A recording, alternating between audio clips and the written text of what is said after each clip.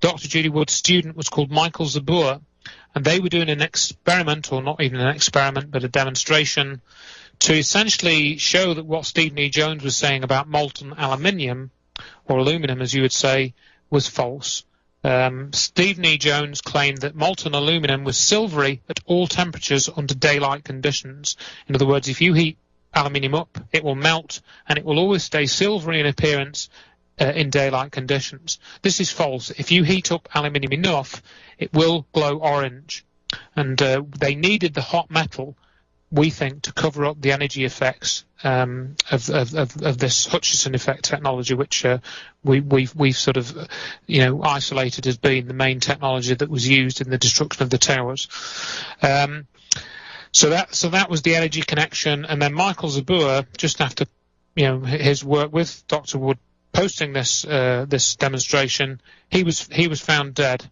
He wasn't found dead. He was actually shot in a mugging incident in his hometown in the presence of his mother. Wow. And the killer was never. I don't think the killer's been properly. Well, no, the killer. If you go and look at the killer's kind of confession, and you go and check that out, it's very strange. They did apparently catch somebody and they confessed, but it's all very strange. Malov's murderer, I don't think was ever found. I don't think they ever found him. Mm-hmm. So we've got these two very suspicious deaths in relation to the energy issue. But going back to the thermite issue, I'd like to mention this Architects and Engineers for 9/11 Truth group, because they've been heralded with this press conference, and a lot of people have been sending around this press conference that they did. I think they've had 2 or 3 around the world or something. And it's very interesting to note when Architects and Engineers for 9/11 Truth seemed to appear, and it was actually only a couple of weeks after Dr. Judy Wood filed her action against NIST, or filed the request for correction, I should say, to NIST, which was to notify them that their report was fraudulent. So right around that time, we have this new group comes on the scene, headed up by this Richard Gage character, who claims to be an architect, but apparently I don't think he really is an architect. I think he's some type of developer. Yeah, I think he's got some basic experience in architecture, but I don't think it's like structural engineering or that sort of thing. Mm-hmm. And he's been all around the world talking about thermite and stuff like that. But what they also did, Dr. Wood's request for correction included all the directed energy weapon evidence and why the towers were turned to dust and all that evidence, and that there was no heat involved or relatively little. And then, Richard Gage and his group come along, and they submit an RFC to NIST 3 weeks after Dr. Wood does, and then this RFC doesn't mention thermite. There's no reference to thermite, the word thermite in it. There is a link to this Stephen E. Jones paper, but no paragraphs from this paper are quoted in the RFC, and none of Stephen E. Jones's thermite research, which he says is conclusive, is quoted in the RFC. So if you're trying to make a legal submission based on the evidence which you think is most convincing and most powerful and compelling and truthful and correct, then why do you exclude it from the document that you're actually submitting as the basis for your challenge to the government body? Why are you going to exclude it? Uh-huh. So this is yet another reason I've put this all onto this blog that I mentioned, 911thermitefree.blogspot.com. That's all on there, and you can go and look at the RFC, you can download their document, you can search for the word thermite, and you'll find it in a URL, an internet link reference, but you won't find any other reference to it in the RFC.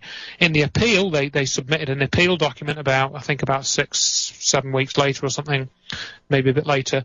They did mention thermite in the appeal document, but this referred to a 1996 study done by some fire safety group. It didn't refer to Stephen E. Jones's 9/11 paper about the destruction of the World Trade Center. So again, they had 2 opportunities to refer to their thermite research in the official challenges that they were making, and they passed. Essentially, they passed on those opportunities. Uh-huh. So why would they do that? If it's factual and it's honest and it's correct, why are you going to leave it out? Why are you going to leave that out of a document? Because it does not stand. Correct. And also there is this other aspect that if you submit false information to a government agency as part of a legal challenge, then you can be, essentially eventually done for treason. Mm-hmm. So there's that aspect to it. This is called the Smith-Munt Act, I believe, is in law. So, really we've got all the indicators when you study them. The Thermite story is like the official story. You look at the surface of it, and it looks credible. You think, planes hit buildings, they fell down. Yeah, it looks credible. Thermite is hot, the steel disappeared. It must have burnt through the steel and it all fell down. It looks credible on the surface, but as soon as you start scratching away the veneer, you realise that it really doesn't explain anything for the reasons that I've already outlined. So, the other thing about this Architects and Engineers for 9/11 Truth group, they've been going around saying, we need your signatures, we've got 1,000 members, and then they say, well, we need Congress to do a study, we need somebody else to do a study, we need to have an independent investigation. Yeah, okay, great. But surely you've got all these architects and engineers in your group with this, 100,000 years of expertise between them. Can't they produce their own independent report among the membership? Mm-hmm. Surely you've got the expertise within your own group. Let's see your report. Let's see your conclusions. Let's see it on the website, and let's see it put into something like a fraud case or some other type of legal challenge. Which, of course, I say this because this is exactly what Dr. Wood has done. She's done the investigation. She's packaged it into a legal document, which is a fraud case, including hundreds of pages of documentation. I was involved in preparing some of these documents on the sidelines just to help out with a bit of, a few man hours and that sort of thing. We needed to prepare some lists and tables and things like that, and I helped out a bit with that. So, we worked as, I think there were probably about 4 or 5 of us. We did, Dr. Wood did the investigation. We helped package it a bit and, just maybe do a bit of proofreading and this sort of thing. And we submitted it, and it went through all the appropriate channels, and it went into the Court of the Southern District of New York. So if we can do it, why can't they do it? And why haven't they done it? This Architects and Engineers for 9/11 Truth group, it's been going since 2007. It's nearly 3 years old. And all they've done is they've got a website and they've got a petition, and that's basically all they've done. And they're going around the world saying the official story of 9/11 is false and Thermite did it, and that's all they're saying. They haven't really done anything else. So, we can all stand in a line and go, 3 cheers for Richard Gage doing a good job, challenging the official story and waking people up. And what's he waking people up to? A new false story. That's what he's waking people up to. And you can prove it yourself in 5 minutes just by looking at the evidence. You don't need to take my word for it. I mean, who is this guy from the UK, who's coming out with all this nonsense? No, go and look at it for yourself. Just look at the basic facts. It's very, very simple once you actually distill it down to the basic facts. It's not difficult to understand. And then people say things like, Andrew, this directed energy stuff, it's pretty far out stuff, I mean, people are not really going to believe it. And so you shouldn't really be talking about it because it's going to frighten people, And I say to them, well, look, but it's the truth. If you look at the evidence, this is the only thing that explains the evidence. So if you want to have a truth movement, are you going to tell people the truth as you see it and show them the evidence? Or are you going to worry about whether it looks good or whether it looks popular or whether it looks believable? You've got to actually look at the evidence and present the evidence. It doesn't matter whether it looks far out or whether it looks popular or unpopular or, you've just got to present the evidence and explain it to people, which is all that we're able to do. And that's what we have been doing. So that's basically the basic message here, is to go and look at the evidence and revisit what you already thought you knew. I had to do that because I was taken in by the Thermite, and then I saw the new evidence and I realised that I'd been fooled, and I had to go back again, swallow some humble pie. It didn't taste nice, but I had to swallow it, go back, look at the evidence again, turn a few pages back and work forward again. And we've seen now after another sort of couple of years of study, we actually can identify what the technology was. We know what the technology was that destroyed the towers. We don't know. That doesn't mean to say we know exactly what the weapon is. We don't know who's got the weapon. We don't know who did it. We don't know who sanctioned it. We don't know where it was. We don't know what the input power was, if it had any input power. But we do know that it operated on the principle of field effects, which is where you can mix together different types of energy fields, which are generated from, say, something like a Tesla coil, or you could mix together, for example, microwave energy and radio frequency energy. And this is what John Hutchison has been doing for the last 30 years. So this is where the evidence, you go and check the basic evidence, you tie it all together, and then you can start to draw some much better and much more high-quality conclusions. Now, he's actually demonstrated some of these issues, and I hear the music. We'll be back in a minute. Stay tuned. Well, we're back here and get some astounding information with evidence here with Andrew Johnson, and we're going to get into some other questions I want to pose here. I want to get Andrew to continue on here, but I do have one question. Thermite, if it actually, when it exists, is it two separate components and then something triggers it, or is it actually chemically combined into one thing? Yeah, I think basically it's actually fairly simple to make. It's literally just two powders that you mix together in the right quantities.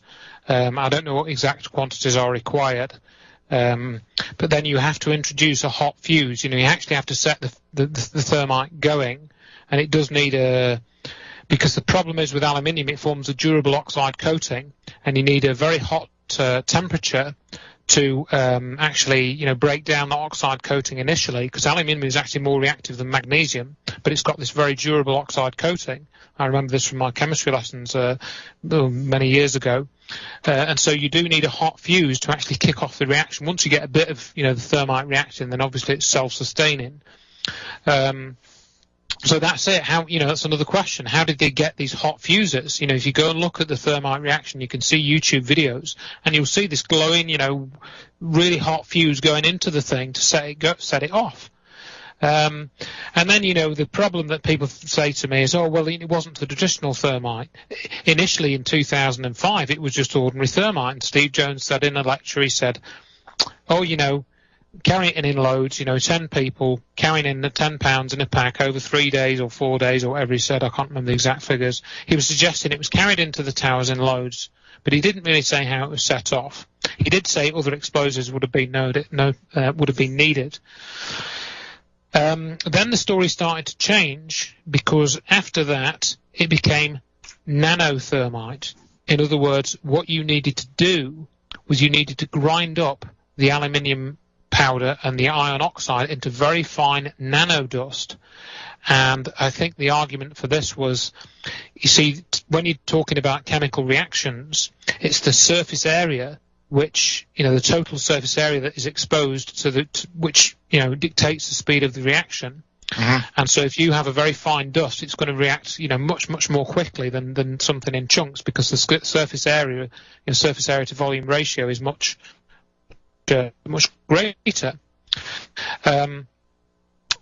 So, the military developed this. It was going to be super reactive, and super explosive, and able to or an explosive. It could be either. So this solved all the problems with the original thermite theory. So then it changed from thermite to nanothermite, and then I got a recording, I think last year, of Steve Jones on this radio program saying he thinks it was paint-on thermite. So he was entertaining this possibility that somebody went into the towers and painted on the steel girders with thermite. There was still no real discussion of how you'd actually set the reaction going initially. And then when Dr. Wood had sort of started pointing out these, what you call these toasted cars, you've got another lecture of Steve Jones saying that these cars were damaged by thermite which fell onto them. It's true. It is. I mean, you're left, and we came up with this sort of, well, what they obviously did was we had the pigeons in New York City were all pre-wired with thermite, and they flew over and they pooped on the towers, you know. And we were sort of doing things like, and then they pooped on the cars because they missed, you know, they missed the towers and flew down to FDR Drive and pooped there as well, you know. You know, so you literally get into the. He was actually, sorry, he wasn't found dead. He was actually shot in a mugging incident in his hometown in the presence of his mother. Wow. And the killer was never. I don't think the killer's been properly. Well, no, the killer. If you go and look at the killer's kind of, you know, confession, and you go and check that out, it's very strange. They did apparently catch somebody and they confessed, but it's all very strange. Malov's murderer, I don't think was ever found. I don't think they ever found him. Mm-hmm. So for 9/11 Truth seemed to appear, and it was actually only a couple of weeks after Dr. Judy Wood filed her action against NIST, or filed the request for correction, I should say, to NIST, which was to notify them that their report was fraudulent. So right around that time, we have this new group comes on the scene, headed up by this Richard Gaze character, who claims to be an architect, but apparently I don't think he really is an architect. I think he's some type of developer. Dr. Judy Wood's student was called Michael Zabur, and they were doing an experiment, or not even an experiment, but a demonstration to essentially show that what Stephen E. Jones was saying about molten aluminium, or aluminum as you would say, was false. Stephen E. Jones claimed that molten aluminum was silvery at all temperatures under daylight conditions. In other words, if you heat aluminium up, it will melt, and it will always stay silvery in appearance in daylight conditions. This is false. If you heat up aluminium enough, it will glow orange. And they needed the hot metal, we think, to cover up the energy effects of this Hutchison effect technology, which we've sort of, you know, isolated as being the main technology that was used in the destruction of the towers. So that was the energy connection. And then Michael Zabur, just after, you know, his work with Dr. Wood posting this demonstration, he was found dead. He got these two very suspicious deaths in relation to the energy issue. But going back to the thermite issue, I'd like to mention this Architects and Engineers for 9/11 Truth group, because they've been you know, heralded with this press conference, and a lot of people have been sending around this press conference that they did. I think they've had 2 or 3 around the world or something. And it's very interesting to note when Architects and Engineers